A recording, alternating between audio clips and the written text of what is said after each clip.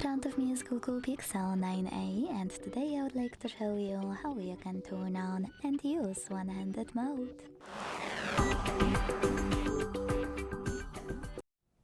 First of all, go into Settings and scroll down to click on System.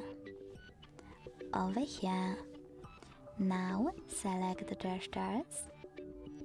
Scroll again to tap on one-handed mode, and if you are using gesture navigation, this option might already be on. If it's not, click on the gray switcher next to use one-handed mode. Then make sure to hit full screen into reach if it's not already on, and swipe down from the bottom edge of your screen to enter one-handed mode.